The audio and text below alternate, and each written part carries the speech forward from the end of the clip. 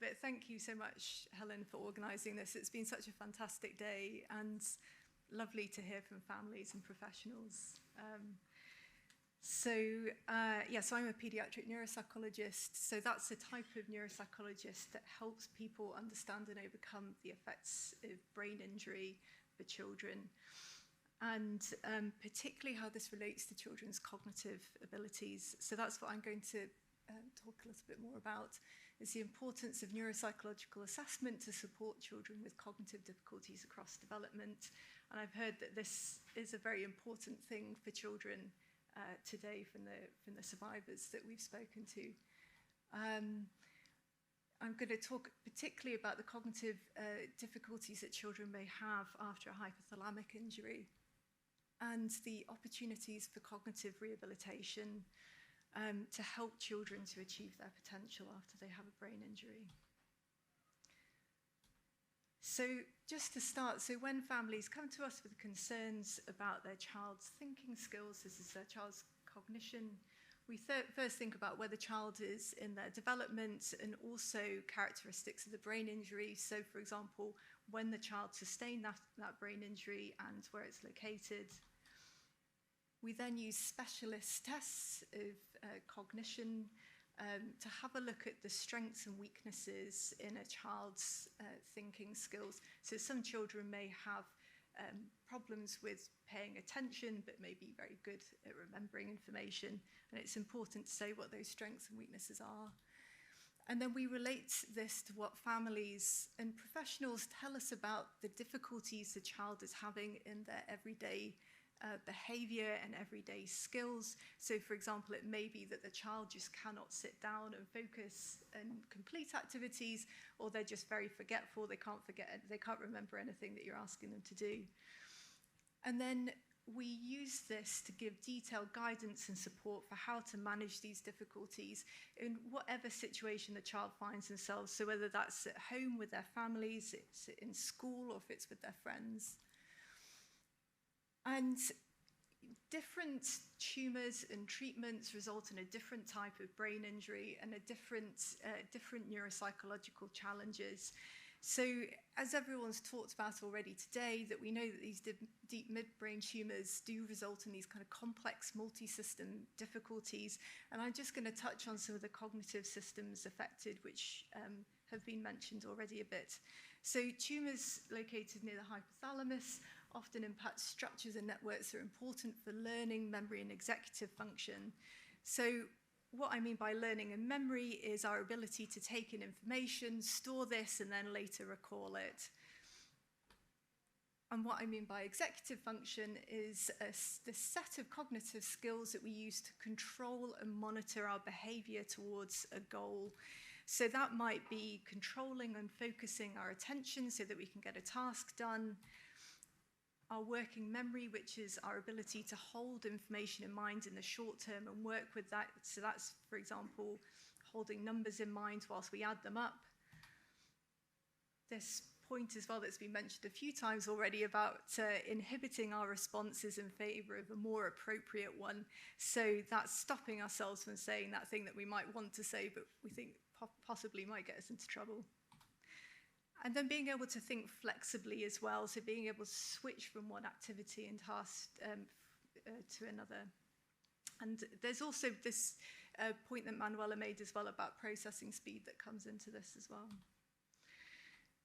So we know that with the higher grade of the hypothalamic injury, the greater difficulties we see in memory and executive function, and the greater impact this has on the child's everyday skills and behaviour.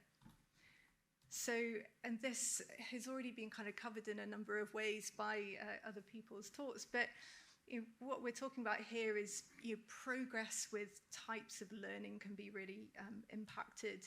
Being able to keep focus on and completing activities, including schoolwork, keeping pace in conversation with friends, difficulties managing these impulses that then lead to problems in school or with friends, and difficulties planning and organising oneself. And all of these things can have a really significant impact on a child's academic progress, their relationships with their families and their peers, emotional well-being and quality of life. Now, neuropsychological assessment is really important to give this specialist diagnostic understanding of the child's challenges in the context of an acquired brain injury. So this isn't put down to something else. So it's not put down to the child just misbehaving or something like that. It gives an understanding of what's happening for the child.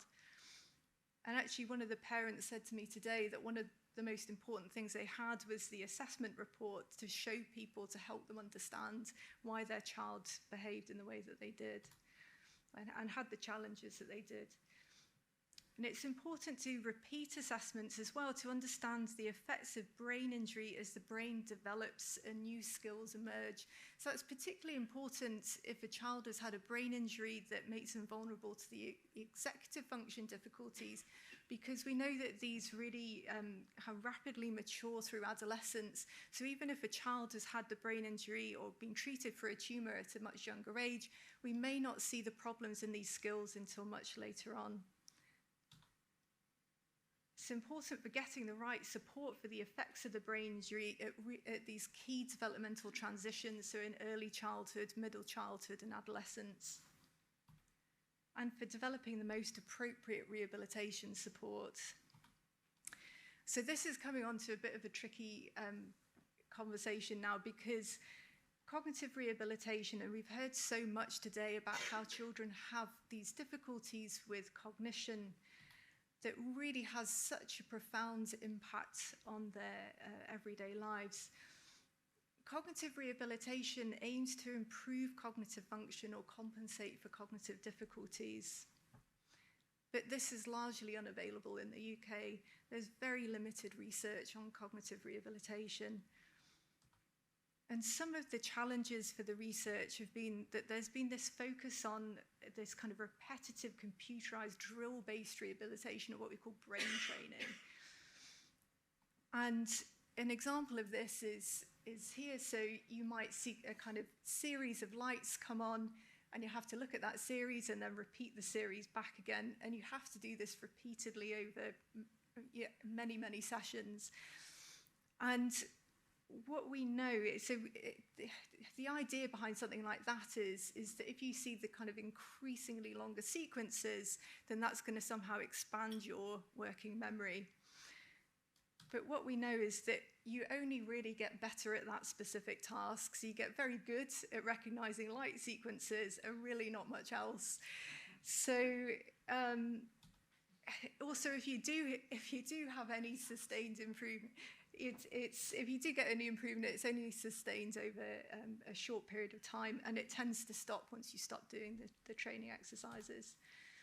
And when this is being given to children, childhood survivors of brain tumours, it's not been well received at all. They find it very burdensome. It's very tiring. They complete few sessions. Sometimes, these interventions are going on for like 50 hours. And I think there's about a 20% completion rate for the interventions. And it really neglects this point that these children have multiple difficulties in a number of different cognitive domains. And this point as well that Manuel has touched on as well, and has been mentioned by other people about this fatigue. And as neuropsychologists, we tend to describe this as cognitive fatigue. So that's what we hear really from children who have had brain tumours, is that they might be able to kind of run around and do lots of physical activities and not get too tired doing that. But if they're doing kind of mental activities, and particularly in schoolwork and things like this, that this is very tiring for them. And they experience this real kind of extreme mental fatigue. And that's because they're having to do all of this cognition in the context of an injured brain. So we've really kind of worked with families that, really looked into the research in this, because this is not a good situation for our families that we work with. But we've come up with a rehabilitation intervention which instead focuses on teaching skills and strategies to children that overcome the range of challenges in learning, memory, and executive skills that can be used flexibly and generalized to different situations. So if we can teach a child to learn more efficiently or focus their attention and we can teach these strategies that they can use in wherever they need to do that. So it's adapted to the child's age, their developmental stage, and also these sensory motor difficulties, for example, a visual impairment. We need to have this integrated into everyday life, into the child's home and their learning environment. So this intervention would also involve teachers and parents as well. To integrate strategies as well to manage this cognitive fatigue that we see so often. And the aim of this is to help children and families cope with everyday challenges from cognitive difficulties and improve quality of life. So whilst we feel very optimistic about this intervention, we do need to do a small-scale trial first to see if this is feasible. So do families participate in it when it's offered to them? Is it acceptable to patients and their families? Do they find it beneficial? And we're at the final stage of an NIHR grant competition, and we're really hoping that with a little bit of extra support from Success, that we may be able to kind of get this over the final line and start this trial at the end of this year.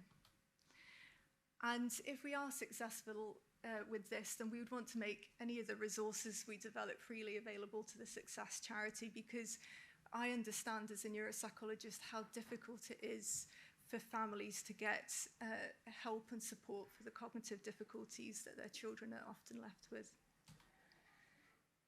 But I'd be really happy to hear any thoughts and feedback from the families and professionals here, because you're the people who know most about this. And we're just very keen to make this work for the families that we see. So thank you very much for your time.